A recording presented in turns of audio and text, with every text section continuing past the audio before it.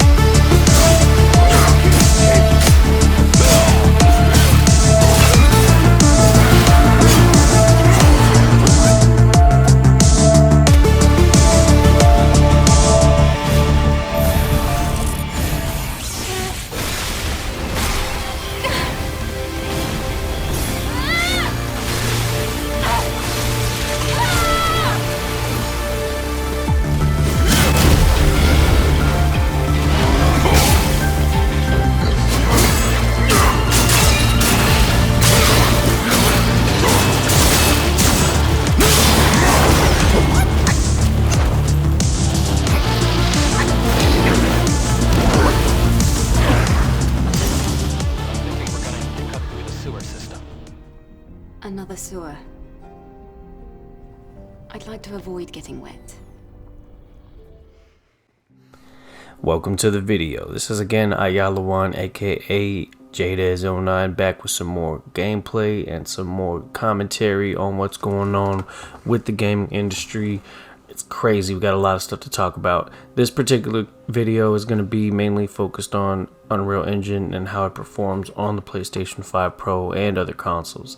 Now, Unreal Engine 5 is the mainstay in technology right now when it comes to next generation technology. We know this to be a fact because some of the best highest tier games are being made with Unreal Engine 5, Engine 4 as well. And I wanted to use some examples of that too.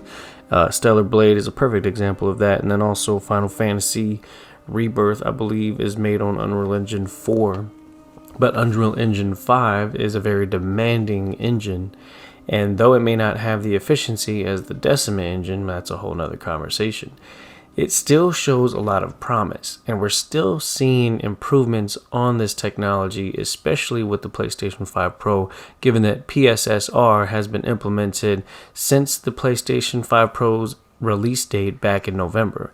Now we're seeing improvements all across the board, from less noise, sharper image quality, more basically image stability, all of these things that keep an entire overall good output for excellent gameplay and also excellent footage as well. And that's really what I want to show when I'm putting these gameplay videos together, is that I really have a lot to choose from right now when it comes to playing different games.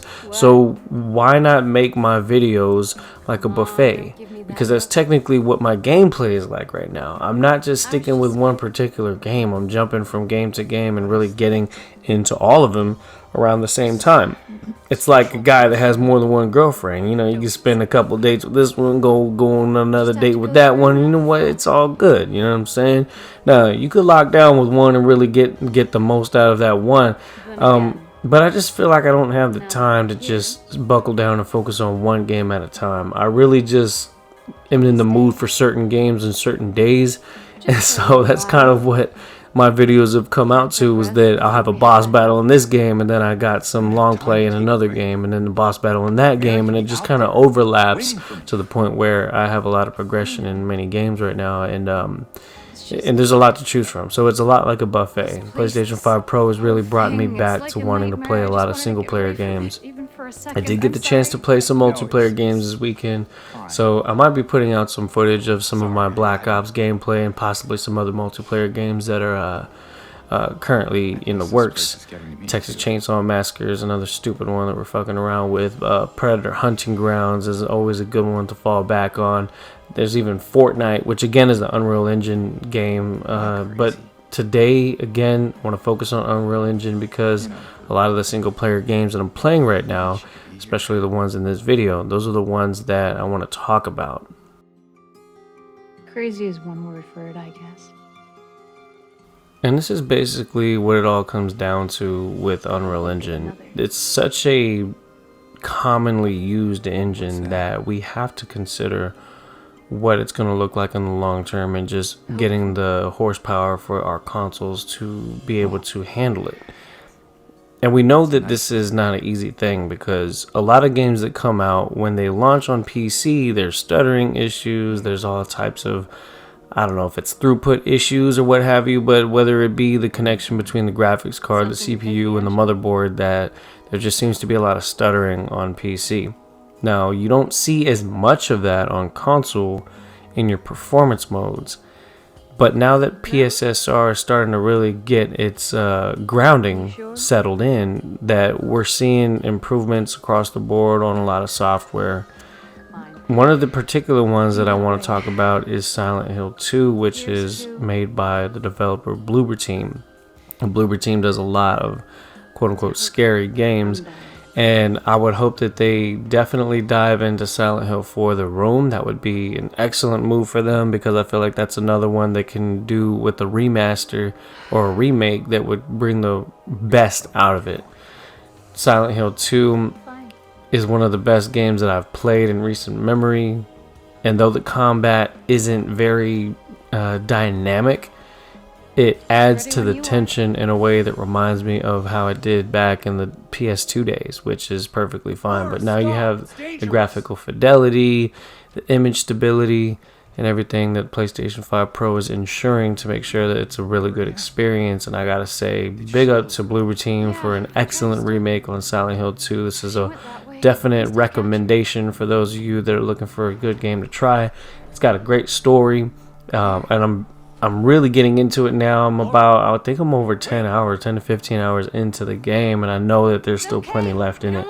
And it's been great. And the Unreal Engine 5 looks fantastic in this game, from all of the density and the textures and all the assets, and as you're looking around the environments in the game, that really all comes together in such an atmospheric way. And this is one of the reasons why I actually like Unreal Engine 5 despite all of its criticisms.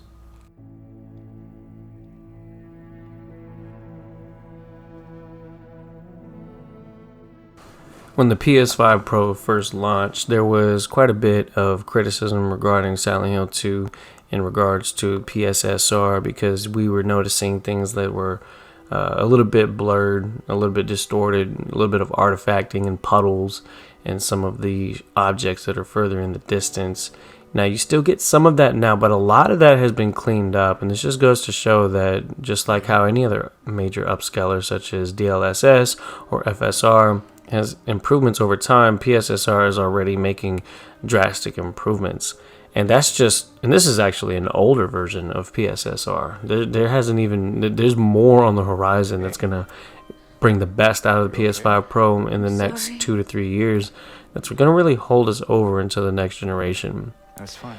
Unreal Engine 5 is a very demanding engine in the sense that all of the assets, textures, environments, there's a certain density to them that I noticed in Unreal Engine 5 that you still see in Unreal Engine 4, but it's not as much. And you could tell that there has got to be some kind of a quality difference, whether it be data, usage or data size for a lot of the assets in game that ultimately require more RAM to be used. And this, of course, is one of the reasons why certain consoles may not be able to run some of the best and latest tech. And this is going to be even more prevalent in some of the other games we're going to look at today when we compare them. And that's part of the reason why I wanted to make this video with gameplay from different games, because I want you to get a really good look at what you're seeing with Unreal Engine across different titles, to see how they actually look kind of similar, but also how they have their own flair and usage of the engine to make the best out of it. From the up close cinematics that you see in Silent Hill 2, where you're looking at the textures on the clothes and the hair follicles, things that show plenty of progression and a lot of high quality textures, but also in some cases some room for improvement, and that's perfectly fine because we're enjoying the game at its absolute best quality when you're talking about console gaming. And well, you know, take a look at this. Just take a look.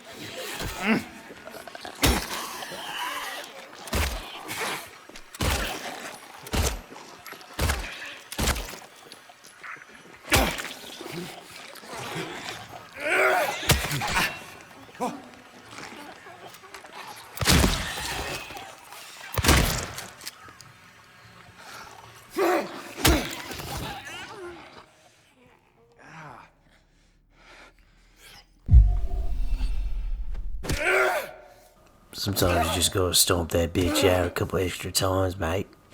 Because if you don't, they're gonna get back up and they're gonna fuck you up. And you don't want to waste your health syringes and health drinks on hostiles that you're already taken down, right? That's just terrible. But man, I gotta say, yeah, Silent Hill, the atmosphere is great. The sound is incredible. All the freaking noises and everything, you just are so into it when you're playing it. It doesn't do justice to have my commentary over the whole thing, but I tried not to put too many spoilers in the games, but you're gonna have to see some cutscenes in some of the games that I show, and really just what I really want to show is just the gameplay itself. It's running really smooth. I don't really see much, you know, hitches or any hiccups in the frame rate. If it's trying to aim for a 4K 60-ish type of experience, it's doing a very good job at that. And that's solid, because again, this is the type of game that I'm not trying to play in the corner of a room huddled and playing on a little screen. I want to play it on a big screen. And your typical gamer nowadays has probably a 4K TV that goes up to 60 frames per second. And if you're lucky enough to cop one of those LGs or one of those crazy Samsungs that have 120 frames per second, then good on you for that. But honestly, if I'm trying to play it 120 frames, I'll just switch to my monitor for games like Call of Duty, you know. So it's just literally one HDMI switch from one device to the next, because I have them pretty close to each other where I have my setup. So going from multiplayer games to single player games is really just, it takes me literally 15 seconds to switch from one to the other. And so for these single player games like Stellar Blade, Black Myth Wukong, and of course Silent Hill 2, what you're seeing today, we're playing it on a 4K 60 television. And there's a reason why I want to do that, because as a real gamer, a real console gamer, it's built for the big screen.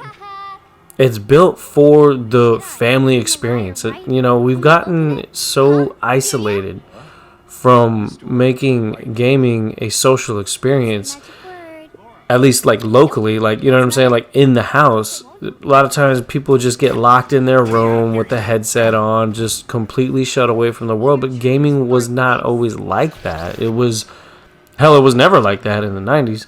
And even in the early 2000s, it wasn't so much like that, because people were enjoying the game in the living room, and it was literally replacing the experience that TVs were in the living room. You know, now people do a lot of streaming. They do a lot of, you know, watching TV and shows in the living room television. But video games, in my opinion, are at its absolute best in the living room with surround sound, with an audience that's watching you play and cheering you on. And that's just how I grew up playing games like this, especially Silent Hill 2. It was a game where all of my cousins and my brothers, we were all huddled together in the room watching my older cousin play it on, I believe it was either PS1 or PS2. Silent Hill 1 was on PS1, I think. And it was scary as fuck. We were playing at nighttime. We were all together playing the game, right? And so I'm used to playing games like that. There's a time and place for, the monitor and all that kind of setup, and that's mainly for multiplayer games where you're connecting online with people. Because typically people don't want to sit around and watch you play a multiplayer game in the living room, which I understand. That's more so for the cinematic experience, because again, a lot of these games now have such a high quality, that it can actually entertain people that are there that aren't playing the game. The graphical fidelity is there, the story elements are there, the good writing, the good acting, all of those things that add to the immersive experience. And video games are, of course, typically way longer of a runtime than a movie, and even more so than a lot of TV shows. So there's a lot of content there to absorb, so much so that people that are actual real gamers may not even have time to watch all the TV shows that they normally like to watch, because there's so much content to consume when you're a gamer, especially when you have a PlayStation 5 Pro. You have a lot of games to choose from and a lot of experiences to really dive into and get the most out of that system. And especially when you're looking at certain deals that come up.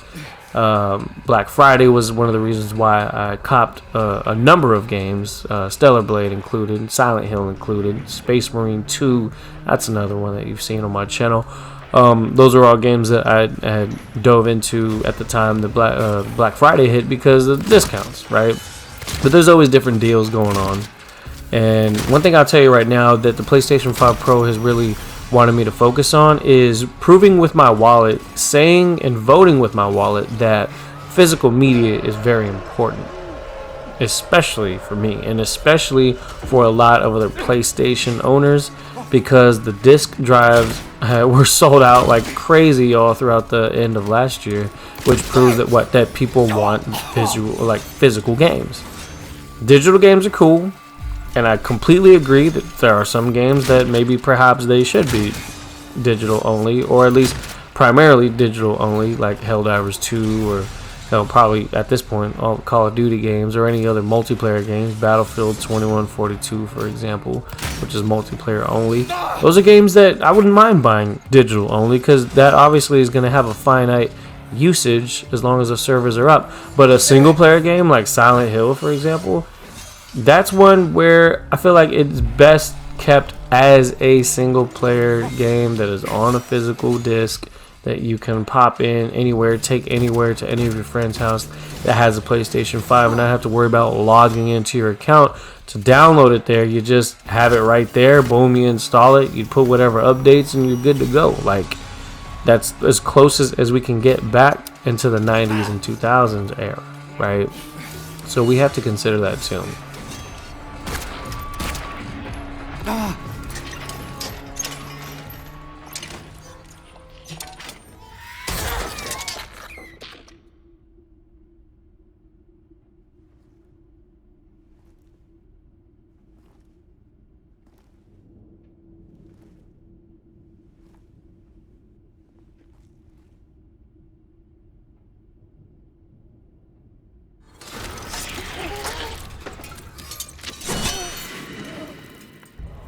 I recently made a video about the nanotechnology behind the PlayStation 5 Pro, and it was one of my greatest works yet, and it picked up a little bit of steam. It has almost like 2,000 views, and I was really proud of being able to put that together, because it really lays the foundation of how I'm going to explain things moving forward when it comes to the technology and these products, because the perspective that I can give as far as understanding the science behind it and what its limitations are and what the current news is surrounding it, I feel like is an advantage, because It's more or less me knowing, not that I'm an insider of sorts, but because I understand those things, that I'm a little bit ahead of understanding where the market trend is going to go.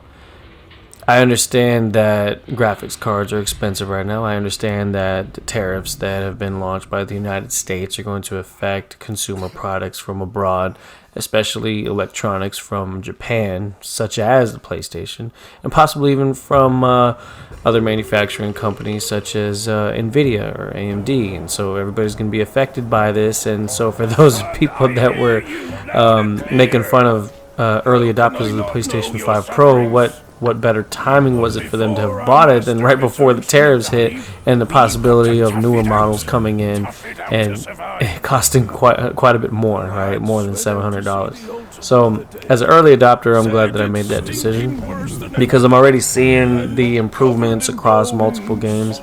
We took a look at Silent Hill. Now we're looking at one of the most important games of right now in the conversation regarding consoles, Black Myth Wukong.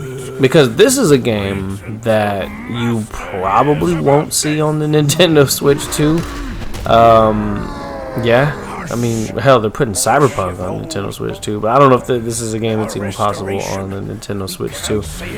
Because it's not on the Xbox Series S. And I'll tell you right now, if they ever did, I don't know if it would be at the quality that the directors and developers would want it to look like, right? Because it's a representation of not just their company, but their entire country, which is, knowing how nationalistic the Chinese are, that I assume that they have a lot of pride in every work that they do. And, you know, I work with engineers from China at my job, and those guys, they really pride themselves on making sure that they make all of their people look good, not just themselves and not just their direct companies in particular. So especially Black Myth Wukong, which is a game that has a very important, at least to the Chinese culture, an important story that they're basically presenting to the world, that is almost like a, of course it's fiction, but it's like an inside look at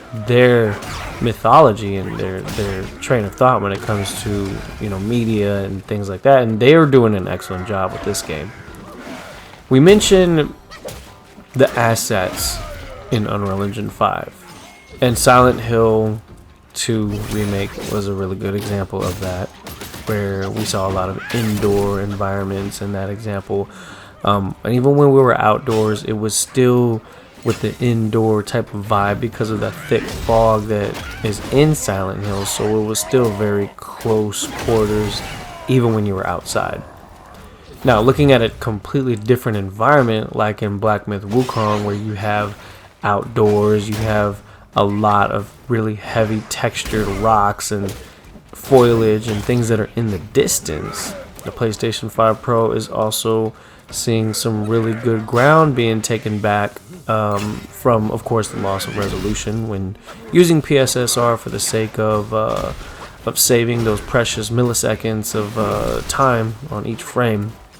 And that's really what it comes down to, is using the assets in their highest quality, but also striking a good balance between resolution and letting the AI upscaling do a lot of the heavy work that really rounds out the overall image quality. Now, whether you can tell or not, this game's not actually running at 60 frames per second, but rather kind of in between, where I'm using a 4K 60 monitor and we're using the balanced mode, and so it's targeting somewhere around 40 to 50 frames per second.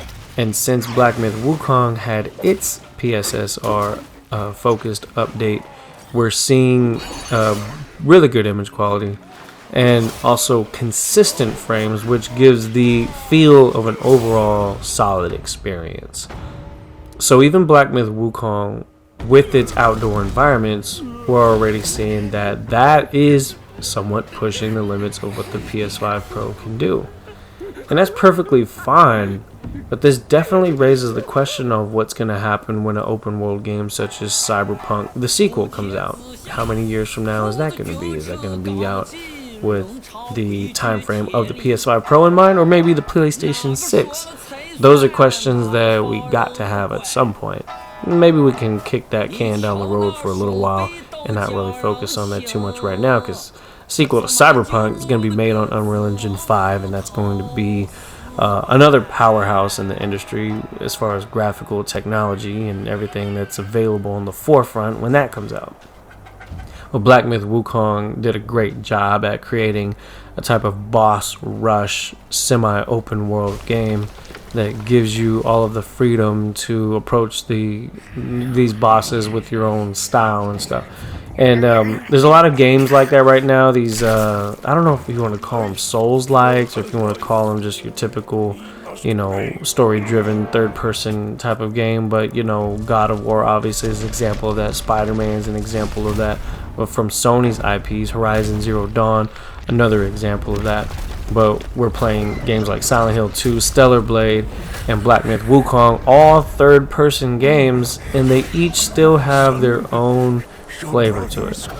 And so, team behind Black Myth Wukong did an excellent job as well with using the PlayStation 5 Pro, but also creating an experience that really gives this game a feel of its own and separates it from the rest of the competition. So much so that Black Myth Wukong was nominated as Game of the Year, and most likely could have easily won it had it not been for the technical issues that the game struggled with upon its launch, especially regarding its PC launch, which again struggled with the open world type of environments that Unreal Engine 5 brings to the forefront. But the PlayStation 5 Pro handles it overall pretty well, and I gotta say I enjoy that too.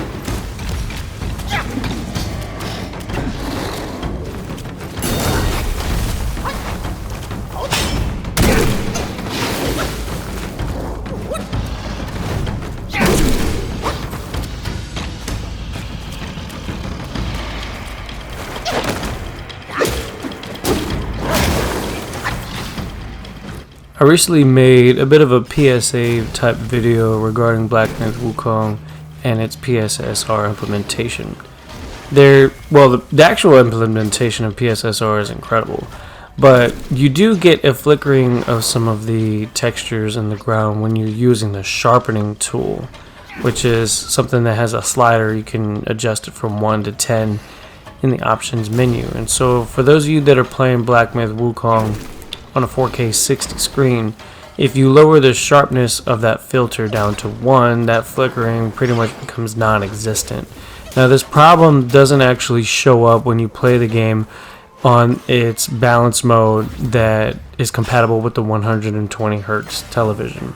And I believe that problem also doesn't happen when you play the game on fidelity mode, or even the higher frame rate mode that goes up to 60 frames per second. So you definitely want to play the game with PSSR enabled, because it makes such a huge difference with the texture quality and everything like that. But if you want to play without the issue of the shimmering, I highly recommend lowering the sharpening filter down to 1. Until they have another update, that's what the case is going to be. I don't think that there has been a further update in this game since its original PSSR implementation, but already the game is looking great. And even in really dusty orange type environments, the game just really looks solid. But Black Myth Wukong has a lot of different environments to offer.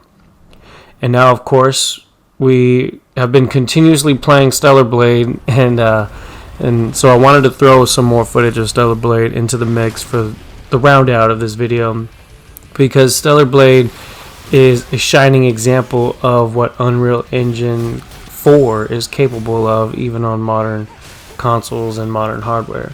So it being Unreal Engine 4, one thing that I noticed is the textures aren't as dense, they aren't as graphically intensive. I think the actual term for the Unreal Engine 5 implementation of textures is using something called nanite. But Unreal Engine 4 doesn't necessarily focus on that type of technology, but it can still look really good. And what you'll notice is that this particular game, when it comes out on PC, is probably not going to have nearly as many stuttering issues as Unreal Engine 5 games typically do when they're launching on PC. But I could be wrong too, because there was supposedly a lot of stuttering issues on PC for Final Fantasy VII Rebirth, which, from my understanding, also is an Unreal Engine 4 title, and so there may still be some issues there, but I really am confident that Stellar Blade will be one of those games that has really good optimization. It does have an excellent implementation of PSSR on this title. It is by far the absolute best experience with PSSR in comparison to without it, because it makes such a huge difference in the textures. And I don't even play the game without PSSR, so I don't even really want to take the time to show you the difference. If you want to see the difference, just go to Digital Foundry's breakdown of PSSR for Stellar Blade. And this is probably what you're going to expect. This game is most likely going to stay a PlayStation exclusive on consoles for the foreseeable future, but a PC launch is imminent, so it's going to be interesting to see what all is in store for them once this launches, what kind of frame rates they can expect to get, and things like that. But we know that even with PSSR enabled and unlocking the frame rates, this game can run anywhere between 60 to 100 frames per second, even while trying to target basically a 4K experience. And PlayStation Super Spectral Resolution is definitely on the forefront of really showing off what this game is capable of. And mind you, of course, when it does have the close-up scenes, the textures are very noticeably high quality. And of course, you know, it always helps to have eye candy on the screen, and so Eve is playing that role that Heavenly Sword was back in the PS3 days when its tech demos were launching, and when it was showing off. I want to say it was Unreal Engine as well, if I'm not mistaken. I'd have to look into that, but I feel like Stellar Blade kind of fills in that same type of role, having a female character that just looks really good, that is in either a hack and slash or a Souls-like type of game, something that's story-driven, something that has some longevity to it. And so this game has been a lot of fun to play. A lot of fun. I highly recommend anybody that has a PlayStation 5, especially if you have a PS5 Pro, to go ahead and get Stellar Blade when you see it on sale. I managed to get the game for basically $40 when it was on sale for Black Friday.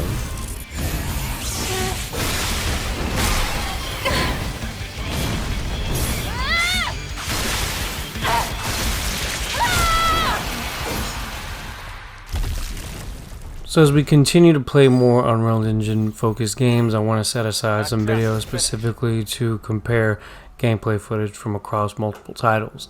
There's other games that I have in the works that I will be diving into as well, but I want to kind of get through these main three right now. And so we'll see more footage of these three games shortly in the future, and I hope you guys enjoy the footage. So just go ahead and finish this one up right here, and we'll continue on the next one in part 2 of Unreal Engine 5 and Unreal Engine 4 on the PlayStation 5 Pro. So stay tuned for more information and more footage. What was that sound?